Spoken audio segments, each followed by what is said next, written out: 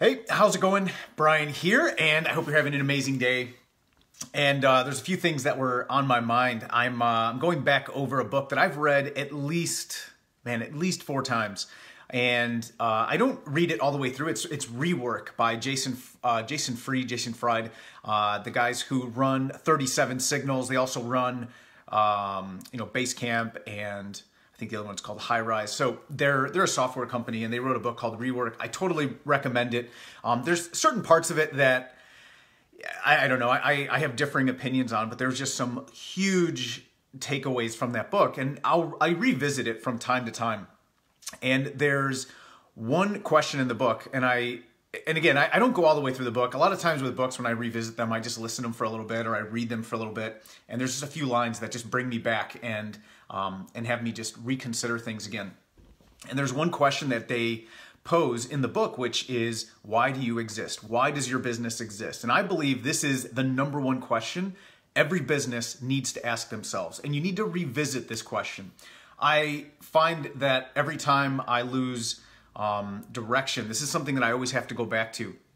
And it makes sense, right? Because just like life, right? The biggest question man has always asked is like, why am I here? Why do I exist?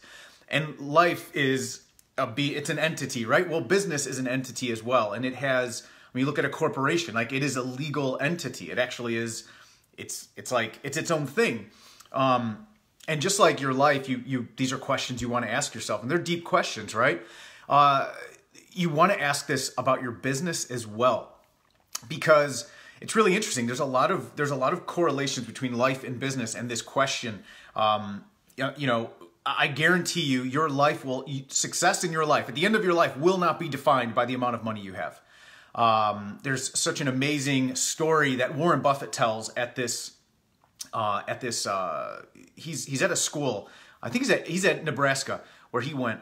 And I won't spoil it for you. Look it up. It's amazing. And the audience asks him, how do you define success? Like, ultimately, Warren Buffett, one of the richest men to ever walk the planet, and he's asked, how do you define success? And he starts it off. Usually he's really good at having sort of pithy comments, like very quick comments that he gives. And, he's been asked every question in the book, right? So he kind of has fun with being funny and doing all this stuff. And he really thinks about it, and he stops and he contemplates, and he says, I guarantee you, when you're 70, you will not define your success by how much money you have. And he goes on to tell this amazing story, and I don't want to ruin it for you. Go look it up. It's a really amazing story, and it's like one of my favorites. But the point is, just like your life won't be determined by that, I can guarantee you in business, and I get it, when you are starting a business, it's about maybe leaving your 9-to-5, or just getting to pay the bills, or moving out of a situation that you're in pain and you want to move to a place of power, or some other situation. I totally get that. It's why I started every business I've started. When I was 19, the business I started to do document management was because I had tried going to college. I dropped out at that point 3 different times. I had tried, twice by the time, I think I was 20. So I had already dropped out like 3 times. I ultimately ended up trying college and dropping out 7 times before I actually got a degree. But at that point I was in pain. Like, I just had to have something to pursue so that I could move my life in a different direction. And even when I started business again, I was in a consulting job. I hated it. I was making great money. On the outside, the whole world would have said, listen, you're doing amazing, Brian. You've turned your life around. And I was dying inside because I was in so much, going back to that life question, like, why do you exist? I had no direction. I didn't have an answer to that. I was just running in this rat race, making a lot of money, but literally feeling like, what's the point? Like, asking myself this question, like, what is the point? And what I now realize is I actually had a real emotional breakdown and had complete burnout because I wasn't taking care of these other things in my life. But the point is, just like that happens in life, and I get it, how initially you're going to be motivated by the money, or at least getting out of a pain that you're in.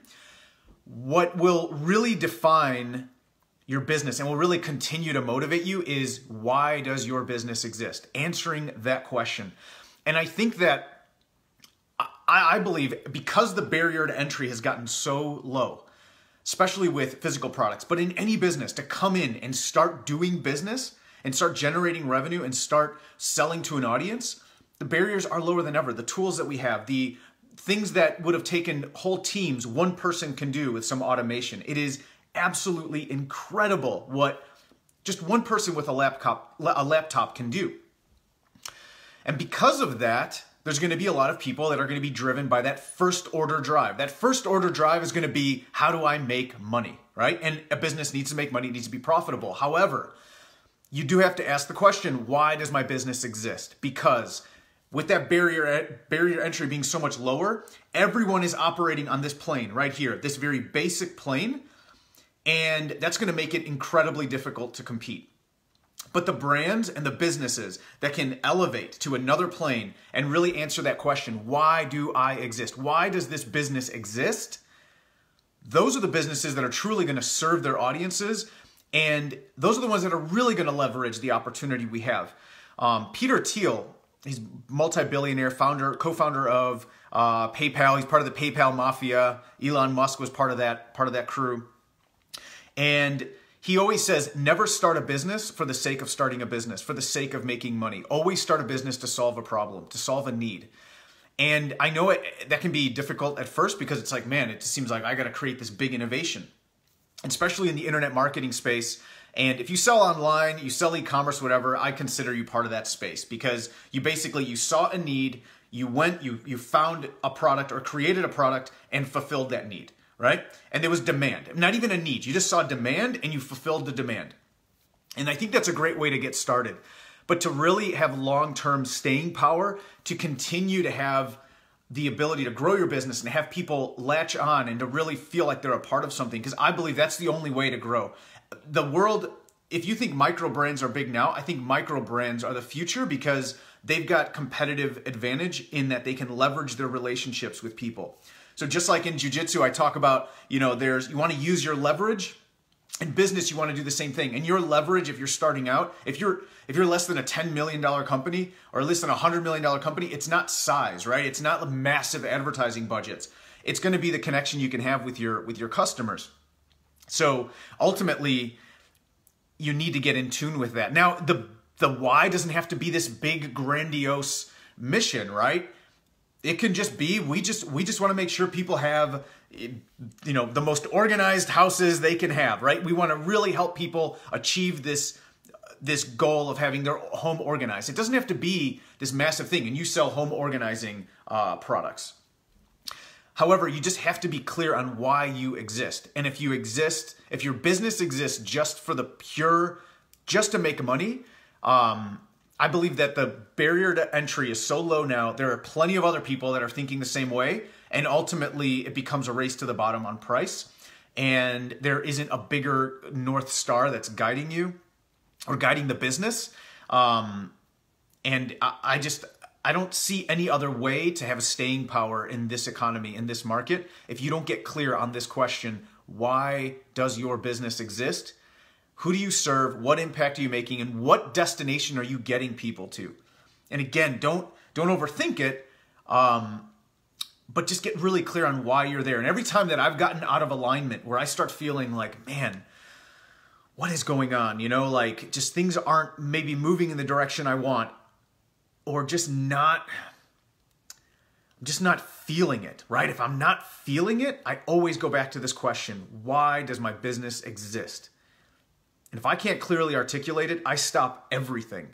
I literally stop everything and I start writing down my ideas. I start writing this stuff down because you have to be able to answer this question. And when you find it, when you realize it again, then it's almost like the gears click. Like everything clicks into place and boom. And then the motivation comes internally. The momentum comes from inside, and then you can get after it and start cranking again and start creating. And to really create, we have to be serving a need. So just ask yourself that question, why does your business exist? And don't think of it as this grandiose answer that you have to have this life-changing, world-changing thing. If you do, that's amazing, because now you can just ride that, and it will the mission is clear. But be able to answer that question at any level, and I promise you, it will change. It will change how you see your business. It will change how you're truly motivated to then help your customer get to that point. Because ultimately, the reason you exist Now, you might have your personal reasons why, right? You have a business to fulfill personal reasons. I believe that's huge. Tracking personal net worth is one of the best things you can do to grow your business because you are a person running the business, right? So that's very important. However, we want to draw a line between the personal objectives and the personal achievements that you're going to have and the business and the things that the business exists for. And the business should always exist for the customer. It should always be there for the customer. Now, it will also fulfill your needs and certain needs that you have, and it will help grow your personal net worth, which I believe is an immense thing to be tracking. I started tracking it, 8 months ago on a monthly basis. It will change your world if you do it, especially as a business owner. However, the reason a business exists is to serve its customers and to move its customers towards a desired outcome. And you have to get clear on what that is. And then your job then is to point all your resources at making that happen even better and having an amazing product that gets them there and being creative and seeing how else you can get them there faster and then just serve those people. So hopefully that makes sense. It's something I'm very, very passionate about. And again, with the barrier to entry being low and everyone can just rush in and sell products, those that can rise above that and go to another plane and to get very clear on the reason their business exists, which ultimately is always about the customer that they serve, it's like having an unfair advantage because everyone else is just going to be playing in the same kind of just dirty pool of the sameness, and you get to be up here. So go ahead, think about that, and would love to know, if that sparks something in you. Let me know in the comments, and we'll talk soon. All right, bye.